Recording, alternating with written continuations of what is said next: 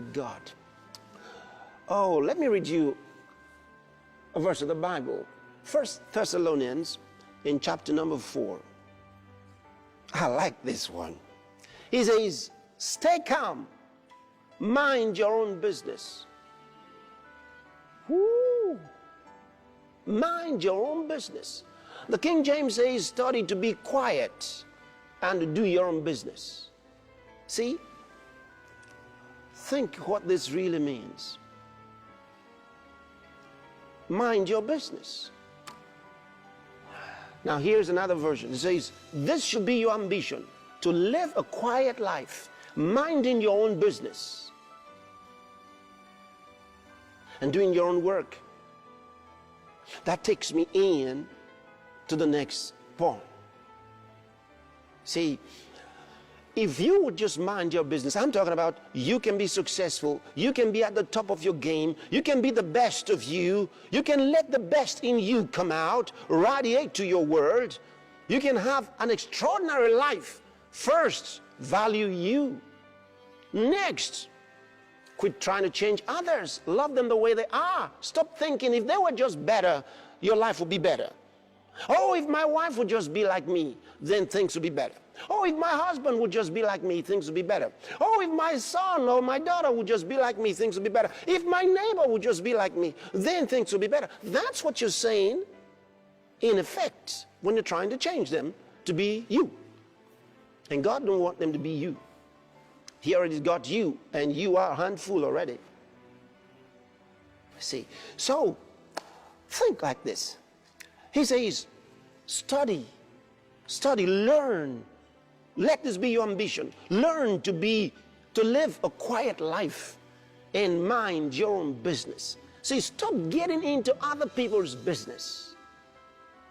That's the next point.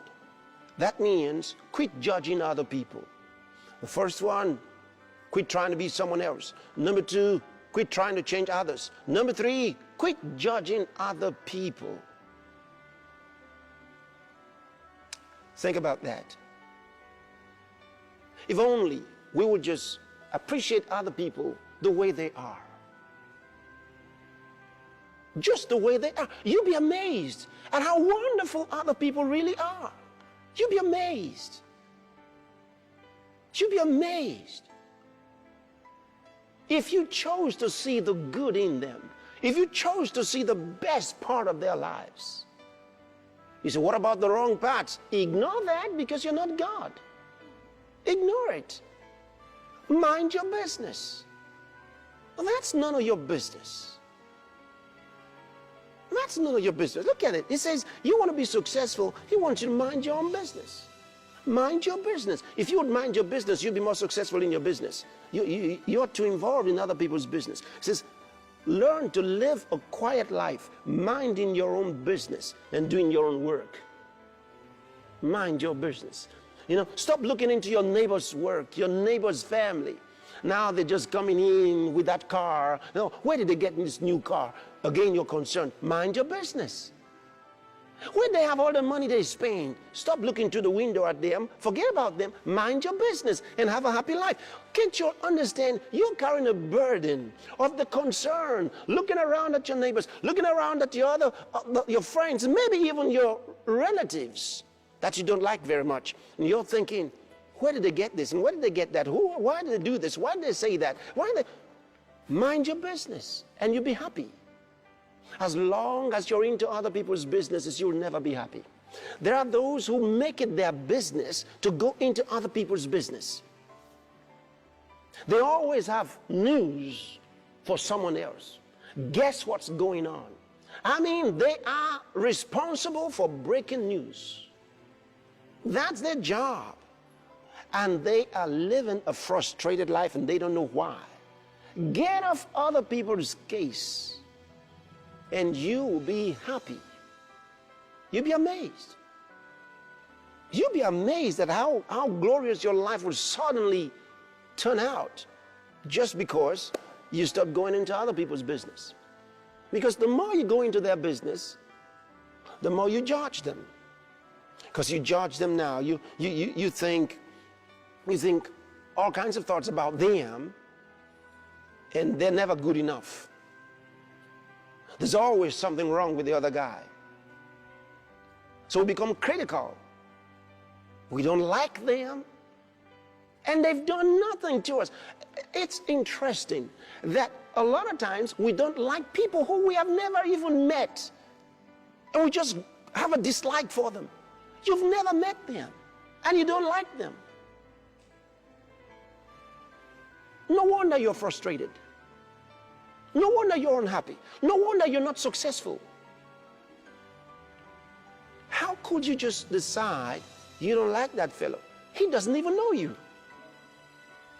And yet you got a burden of judging him and saying things, all manner of things about him and against. You love to hear something negative about them. When you hear something negative about them, you say, yes, I know, that's true. You were not even there. The fellow who told you wasn't there. Nobody was there, and you heard it. And you loved it. You loved the story because it was good enough for you. So you can pass it on. You know what the Bible says? It says a gossip spreads a message, a story. Spreads it. It says, but a righteous man puts a stop to it. A dependable, trustworthy man stops the gossip. If you pass a gossip on, you're not trustworthy yourself. You're not trustworthy. See, that's what the Bible says. So if you keep passing the message, you're just as bad as the one who started it in the first place. So what you do is, you stop it. You put a stop to it. If the story got to you, you put a stop to it. You're not going to be a garbage can. See, you're not going to let anybody put something into you, introduce terrible stories into your life. Remember this. Remember this. You know, we can slander anybody. And when you slander others, God holds you responsible. See, we should never tell stories that make other people dislike those we're talking about. It's wrong.